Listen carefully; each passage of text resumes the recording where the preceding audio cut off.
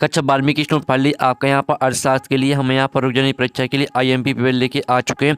तो इस वीडियो को आपको यहाँ पर एंड देखने, साथ ही इस पेपर को आपको यहाँ पर अच्छी तरह से यहाँ पर तैयार कर लेना, ठीक है। और साथ ही आपको अपनी ओर से यहाँ पर लगातार तैयारी करते रहना, जिससे आप इकोनॉमिक्स के पेपर में अच्छे अंक ला सकते हैं। तो वीडियो को लाइक कर लीजिए और चैनल को सब्सक्राइब कर लीजिए। तो चलिए स्टूडेंट, पहले तो आपके यहाँ पर देख लेते हैं जिसमें आपके सही विकल्प आते हैं। तो आपको यहाँ पर ध्यान से देखना है और ठीक है, संपूर्ण उत्तर सहित हम पूरा पेपर कराने वाले हैं। तो आप यहाँ पर देख ली, पहला आता है व्यष्टि अर्थशास्त्र में निम्न में से किसका अध्ययन किया जाता है। तो इसका जो आपका यहाँ पर करेक्ट आंसर रहेगा वो आपका आ हो जाए व्यक्तिगत इकाई। फिर आपका दूसरा आता है जब कुल उपयोगिता अधिकतम होती है तब सीमांत उपयोगिता। तो इसका आंसर रहेगा जब कुल उपयोगिता अधिकतम होती है तब सीमांत उपयोगिता शून्य होती है, ठीक है, शून्य होती है, आपका यहाँ पर करेक्ट आंसर रहेगा। फिर आपका तीसरा आता है औसत लागत वक्र का आकार, ठीक है, होता है। तो यहाँ पर औसत लागत वक्र का आकार होता है यू अक्षर जैसा। फिर आपका यहाँ पर चौथा आता है कृषि वस्तुओं के लिए कीमत निम्नतम सीमा को क्या कहा जाता है। तो इसका जो आपका यहाँ पर दिया गया है चौथा सही विकल्प है, कृषि वस्तुओं के लिए कीमत निम्नतम सीमा को क्या कहा जाता है। तो इसका आंसर रहेगा आपका न्यूनतम समर्थन मूल्य। अब आता है आपका पांचवा, जिसमें आप यहाँ पर देख सकते हैं समूह की बनावट पर ध्यान न देना किस अर्थशास्त्र की प्रमुख समस्या है। तो इसका करेक्ट आंसर आपका समष्टि अर्थशास्त्र हो जाएगा, ठीक है। फिर आपका यहाँ पर छठवां आता है भारत का केंद्रीय बैंक निम्नलिखित में से कौन सा है। तो जो आपका भारत का केंद्रीय बैंक है वो है आपका RBI, ठीक है, RBI आपका यहाँ पर करेक्ट आंसर रहने वाला है। साथ ही यहाँ पे इंग्लिश मीडियम के स्टूडेंट भी देख सकते हैं, ठीक है, जिस तरह से हमने यहाँ पे हिंदी मीडियम के स्टूडेंट के लिए आंसर बताए हैं तो उसी तरह से आपको यहाँ पर याद कर लेना, ठीक है। अब चलिए आपके प्रश्न 2 आता है रिक्त स्थानों की पूर्ति कीजिए, ठीक है। तो आपको यहाँ पर ध्यान से देखना है और जो हम पेपर करा रहे हैं इसे आपको अच्छे से यहाँ पर याद करना है, ठीक है। और आपको अपनी तरफ से भी तैयारी यहाँ पर लगातार करते रहना है। तो आप यहाँ पर देख लीजिए, पहला आपका आता है एक व्यक्तिगत उपभोक्ता के व्यवहार डॉट डॉट अर्थशास्त्र का एक अंग है। तो इसका आंसर आपका व्यष्टि हो जाएगा, ठीक है, व्यष्टि अर्थशास्त्र का अंग है। आपका पहले का आंसर रहेगा व्यष्टि, ठीक है, व्यष्टि अर्थशास्त्र का अंग है। फिर आपका जो दूसरा आता है रिक्त स्थान कुल परिवर्तनशील लागत बराबर कुल लागत माइनस स्थिर लागत, ठीक है, स्थिर लागत आपका यहाँ पर दूसरे रिक्त स्थान का आंसर रहने वाला स्थिर लागत, ठीक है। तो आपको यहाँ पर अच्छे से याद कर लेना। फिर आपका यहाँ पर तीसरा आता है रिक्त स्थान दीर्घकालीन कीमत को डॉट कीमत कहा जाता है। तो यहाँ पर दीर्घकालीन कीमत को, ठीक है, सामान्य कीमत कहा जाता है। सामान्य कीमत आपका यहाँ पर आंसर रहने वाला, ठीक है, कीमत तो पहले से लिखा हुआ है, सिर्फ सामान्य आपका आंसर रहेगा तीसरी का। फिर आपका चौथा आता है राष्ट्रीय आय का अध्ययन व्यष्टि दृष्टिकोण से नहीं बल्कि समष्टि दृष्टिकोण से किया जा सकता है, ठीक है। तो आपका यहाँ पर करेक्ट आंसर है चौथे का आपका करेक्ट आंसर है समष्टि, ठीक है, समष्टि दृष्टिकोण से किया जा सकता है। और साथ ही आप यहाँ पर देख लीजिए, फिर आपका पांचवा आता है राष्ट्रीय आय में केवल डॉट डॉट आय को सम्मिलित किया जाता है।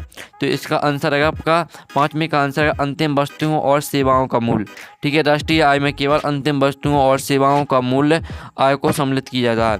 फिर छठवां आता है रक्षा ब्याज भुगतान आदि पर किए जाने वाला व्यय डॉट डॉट व्यय है। तो इसका आंसर रहेगा गैर योजनागत, ठीक है, रक्षा ब्याज भुगतान आदि पर किया जाने वाला व्यय, ठीक है, गैर योजनागत व्यय है। अब चलिए आपके यहाँ पर जो इंग्लिश मीडियम के स्टूडेंट वो भी देख सकते हैं। अब आती है आपकी सही जोड़ी, तो वो हम यहाँ पर मैच कर लेते हैं, तो ध्यान से देखना, ठीक है। तो पहली आती है आपकी NNP। तो NNP को मैच करना आपको यहाँ पर शुद्ध राष्ट्रीय उत्पाद से। दूसरी आती है आपकी GNP, तो इसको आपको सकल राष्ट्रीय उत्पाद से मैच करना है। और तीसरी आती वस्तु विनिमय की कठिनाई, तो इसको आपको यहाँ पर दोहरे संयोग का अभाव से मैच करना है, ठीक है। और MPC हो जाएगी आपकी क्या, MPC आपकी सकल घरेलू उत्पाद हो जाएगी।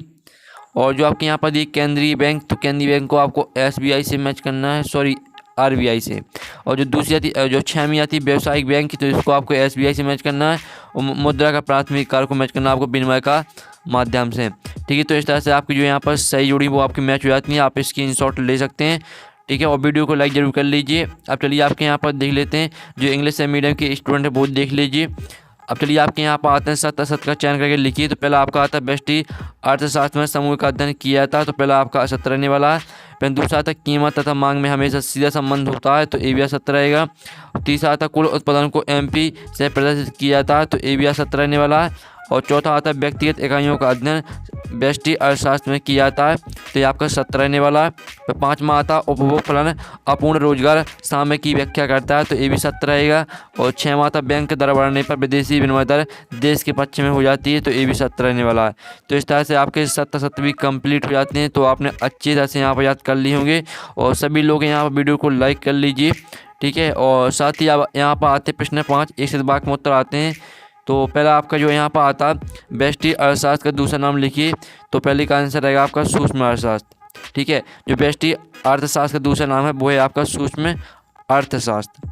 अब चलिए आपके यहाँ पर आता दूसरा, जब सीमांत उपयोगिता शून्य होती है तब कुल उपयोगिता क्या होगी, तो यहाँ पर तब कुल उपयोगिता शून्य होगी, सॉरी कम होगी, कम आपका यहाँ पर करेक्ट आंसर रहेगा दूसरे का। और फिर आपका तीसरा आता है एक निश्चित समय में उत्पादित वस्तुओं की कुल मात्रा क्या कहलाती है। और जो चौथा आता है 5वां, ठीक है। तीसरे चौथे 5वें का आंसर जिसको भी पता वो कमेंट कर देना, ठीक है। और 6वां था जीडीपी का पूर्ण नाम लिखिए। जीडीपी का पूर्ण नाम होता है ग्रॉस डोमेस्टिक प्रोडक्ट, ठीक है। आप फिर से सुन लीजिए, यहाँ पर जीडीपी का पूर्ण नाम होता है ग्रॉस डोमेस्टिक प्रोडक्ट। फिर आपका आता है 7वां मूल का संचय मुद्रा का कौन सा कार्य है, तो यहाँ मूल का संचय मुद्रा का प्राथमिक कार्य है, ठीक है। और साथ ही आप प्रश्न 6 आता सीमांत उपयोगिता का अर्थ लिखिए। इसका अर्थ होता है मिश्रित अर्थव्यवस्था की 2 विशेषताएं लिखिए। और फिर आपका 7वां क्वेश्चन आता है। 7वां क्वेश्चन आप यहाँ पर देख लीजिए, उत्पादन संभावना वक्र का ढाल कैसा होता है, यह क्या बताता है। अथवा आता अवसर लागत की अवधारणा को समझाइए। 8वां क्वेश्चन आता है, तो 8वां क्वेश्चन देख लीजिए। इन सभी प्रश्नों को आपको अथवा सहित याद करना है। 9वां क्वेश्चन आता है, ठीक है। 10वां क्वेश्चन आता है सकल राष्ट्रीय उत्पाद से आप क्या समझते हैं, इसका अथवा आता है राष्ट्रीय आय को मापने की विधियों के नाम लिखिए। 11वां क्वेश्चन आता है आरबीआई की 2 कार्य लिखिए। इसका अथवा आता है एक देश का केंद्रीय बैंक की, ठीक है, नीतियों से साख को नियंत्रित करता है। फिर आपका 12वां क्वेश्चन आता है सीमांत उपभोग प्रवृत्ति को परिभाषित कीजिए। और फिर आपका था सामूहिक मांग से क्या अभिप्राय है। फिर आपका 13वां था राष्ट्रीय आय गणना की किन्हीं 2 विधियों के नाम लिखिए। अथवा था सरकारी बजट के कोई 2 उद्देश्य लिखिए। फिर आपका 14वां आता अल्पकाल तथा दीर्घकाल किसे कहते हैं, अथवा तो बजट रेखा किसे कहते हैं। फिर आपका 15वां क्वेश्चन आता है, 15वां क्वेश्चन आप देख सकते हैं। फिर 16वां आता है व्यष्टि अर्थशास्त्र की कोई 3 विशेषताएं लिखिए। तो इन सभी प्रश्नों को आपको यहाँ पर अच्छी तरह से यहाँ पर तैयार कर लेना है, और जो इनके आंसर वो भी बताने वाले हैं। अथवा आता किसी अर्थव्यवस्था की 3 केंद्रीय समस्याओं को लिखिए। साथ ही आप यहाँ पर इस पेपर का PDF डाउनलोड करना चाहते हैं तो उसकी लिंक आपको वीडियो के डिस्क्रिप्शन में जाएगी, तो वहाँ से आप पेपर का PDF डाउनलोड कर सकते हैं, ठीक है। लिंक आपको वीडियो के डिस्क्रिप्शन में जाएगी। साथ ही आप 17वां क्वेश्चन देख लीजिए। 18वां क्वेश्चन आता है समग्र मांग का क्या अर्थ है, इसके 2 घटक बताइए। अथवा आता है न्यून मांग किसे कहते हैं, इसे ठीक करने की कोई 2 उपाय लिखिए। और फिर आपको 19वां आता राजस्व व्यय तथा पूंजीगत व्यय में भेद कीजिए। इसका अथवा आता तो अथवा भी आप यहाँ पर दे देते हैं। फिर 20वां आता जब सीमांत उपयोगिता घटती है तब कुल उपयोगिता किस दर से बढ़ती है, चित्र द्वारा समझाइए। इसका अथवा था तो अथवा भी आप यहाँ पर दे सकते हैं। फिर 21वां क्वेश्चन आता है तो वो भी आप यहाँ पर देख लीजिए। 22वां आता सरकारी बजट को परिभाषित करते हुए इसकी विशेषताओं को वर्णन कीजिए।